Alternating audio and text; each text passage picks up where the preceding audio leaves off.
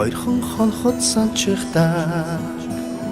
хонгор багын андууд мэн